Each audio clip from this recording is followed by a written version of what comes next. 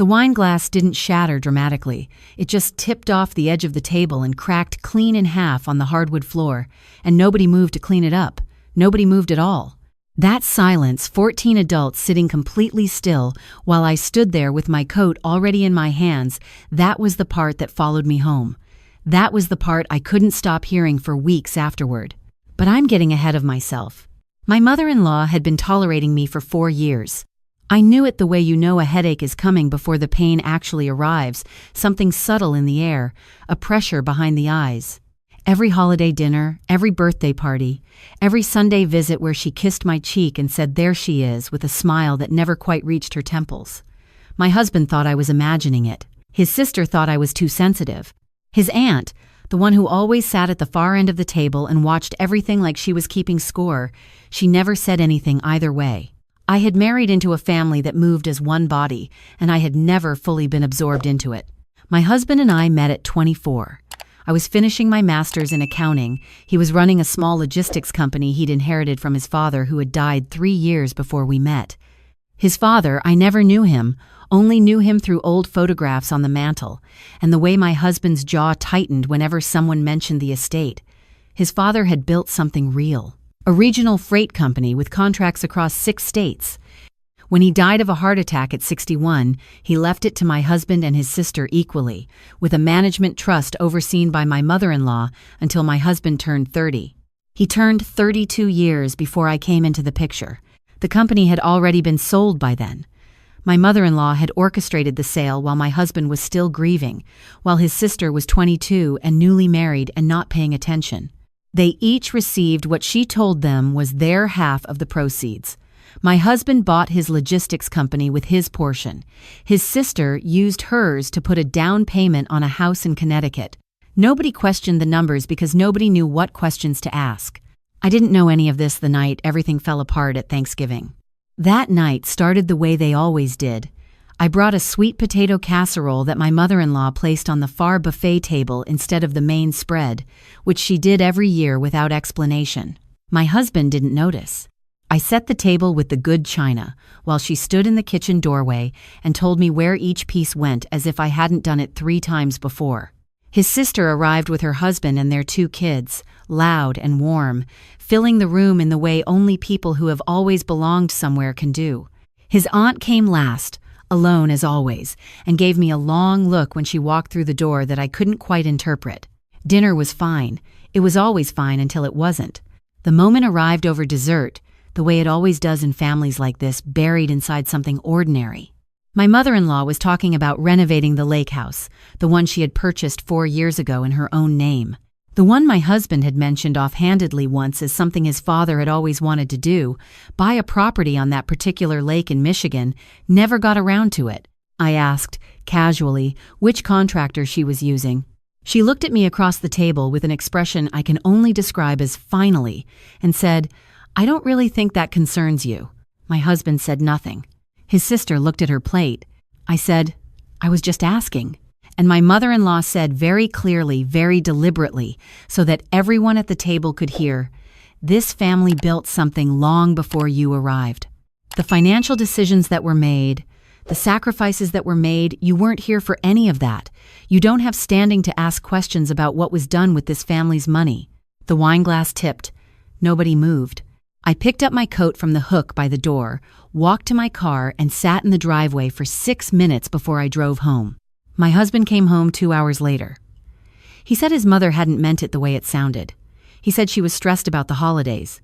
He said I needed to understand that she had been through a lot. I said I understood completely, and I meant it in a way he didn't, because the financial decisions that were made had been rattling around in my head the entire drive home.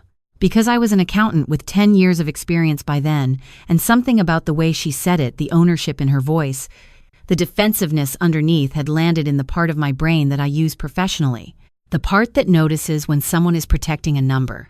I want to be clear that I wasn't looking for anything at first. I was looking for clarity. I needed to understand what I was actually dealing with in this family before I made any decisions about my future in it. My husband kept his father's old business records in a filing cabinet in our basement, tax returns, company documents, the original estate paperwork, all of it boxed up and untouched since before I moved in.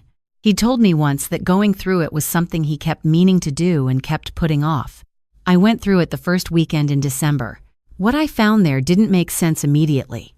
That's the thing about financial fraud that people don't understand. It doesn't announce itself. It hides inside legitimate-looking documents, inside numbers that are almost right, inside signatures that are almost consistent. I almost put everything back in the box. But one figure in the estate valuation kept pulling at me, a line item for management fees and liquidation costs that represented nearly 22% of the total estate value before distribution. I had processed enough estate accounts at work to know that number was roughly 3 times the industry standard. I photographed every document, then I went to my laptop and started pulling public records. The freight company his father had built had sold for considerably more than the distribution summary showed. I found the sale in state business records, cross-referenced with a press release from the acquiring company that had been published in a regional business journal. The number in that press release was not the number in the estate documents.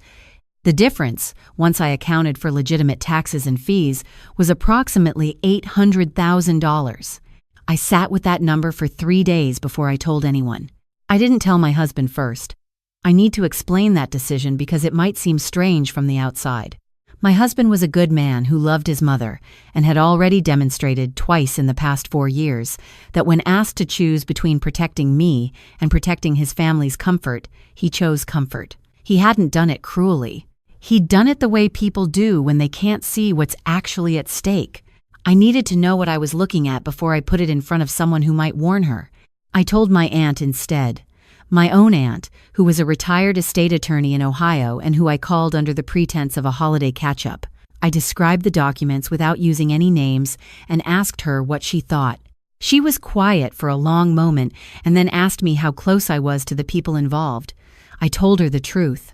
She said, "Then you need to do this carefully, and you need to do it right, because if you do it wrong, it disappears." She walked me through the process over the next 3 weeks.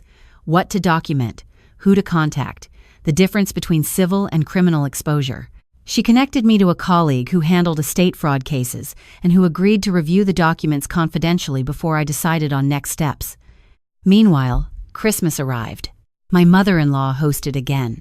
I went because my husband asked me to go and because I was not yet ready to show my hand. I sat at that table and passed the bread basket and answered questions about my job and watched her talk about the lake house renovation with the ease of someone who had never once questioned whether she deserved the things she had. The aunt, who sat at the far end of the table, caught me in the kitchen just before we left. She had a glass of wine in one hand and she spoke quietly, like someone choosing words they had been holding for a long time. She said, "My brother worked 30 years for what he built. I always thought the numbers they gave the kids were low." I looked at her. She said, "I never said anything because I didn't know how to say it, and because nobody would have listened to me." She paused. "Are you listening?" I told her I was. She didn't have documents, but she had memory. She remembered conversations her brother had with her about the company's value in the final years of his life. She remembered being surprised by the sale price her sister-in-law had announced at the family meeting after the estate closed. She had done what people do when they feel outnumbered by grief and family loyalty. She had filed it away and gone quiet. She gave me her phone number and told me to call if I needed her. The estate attorney, my aunt, connected me to submit a formal inquiry in January. This is where I have to be honest about timing, because this is the part that takes longer than anyone expects. These processes move slowly. They move through channels and require responses and generate paperwork and sometimes stall for weeks while a department somewhere processes a request.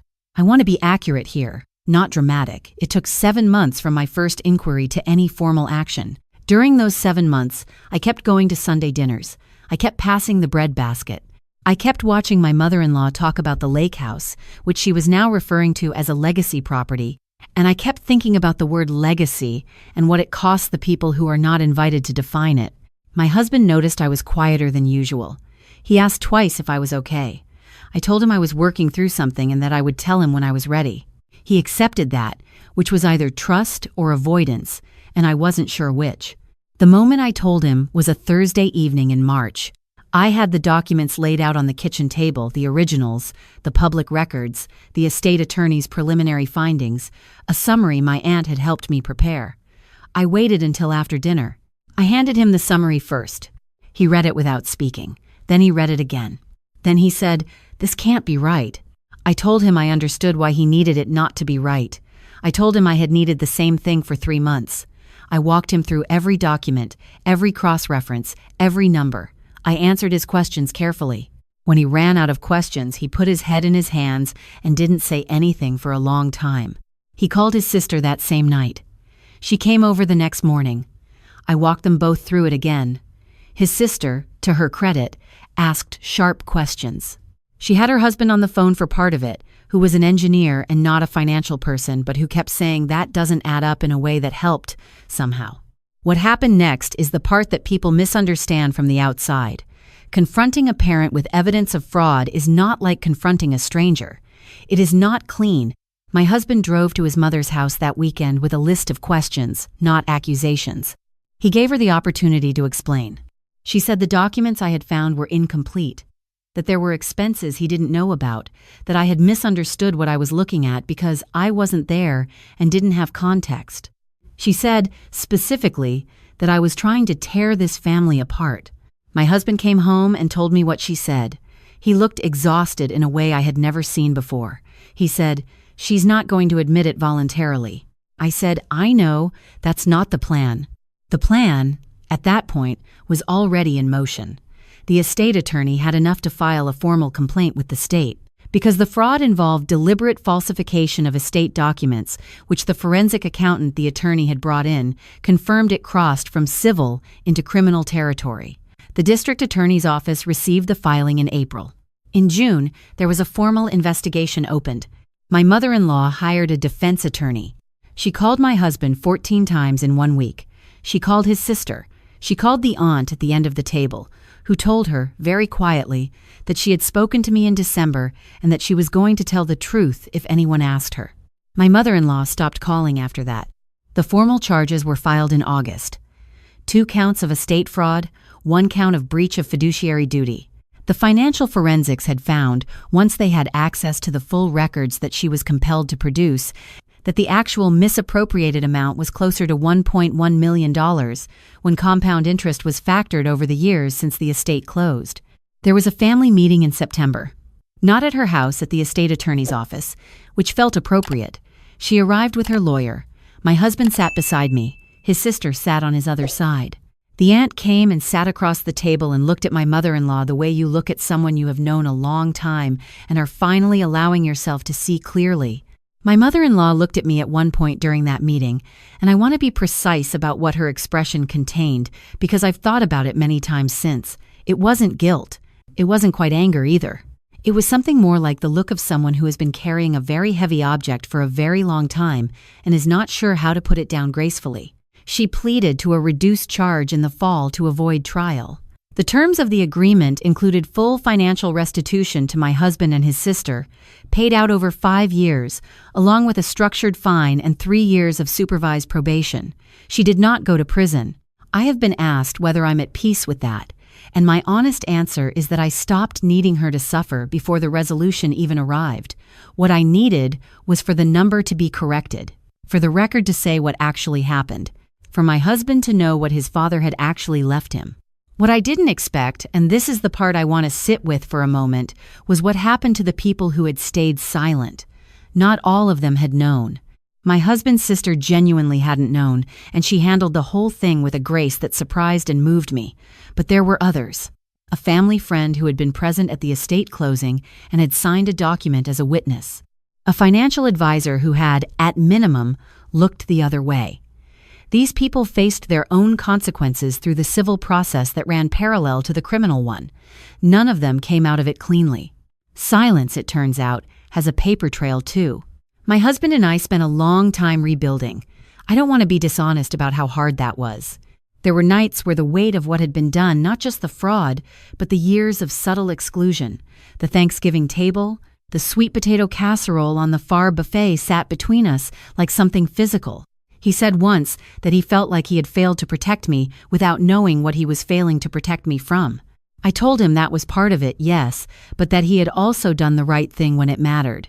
He had sat beside me in that office. He had not chosen comfort when the stakes were real. We still talk about his father.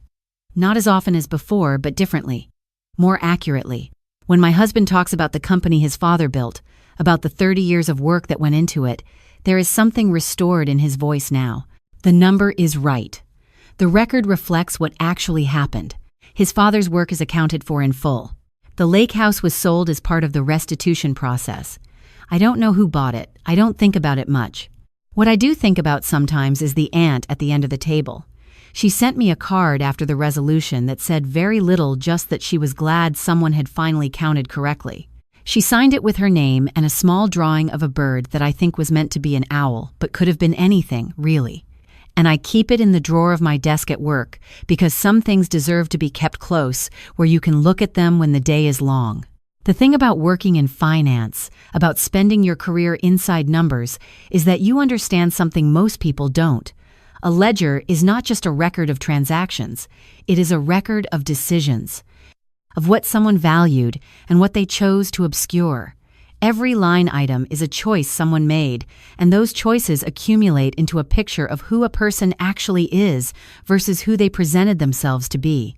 I had spent 4 years trying to understand why I never felt fully received by this family, why every holiday had that slight pressure behind the eyes, why the casserole always ended up on the far table. It turned out the answer was in a filing cabinet in my own basement, in a box my husband had never opened. I opened it. I counted correctly. And when the ledger was balanced, everything that needed to be visible finally was. There is another story coming. There always is. And I want you to remember, when it arrives, that the most important thing you can do in a room where something is wrong is refuse to go quiet. Not because silence is comfortable for anyone but yourself.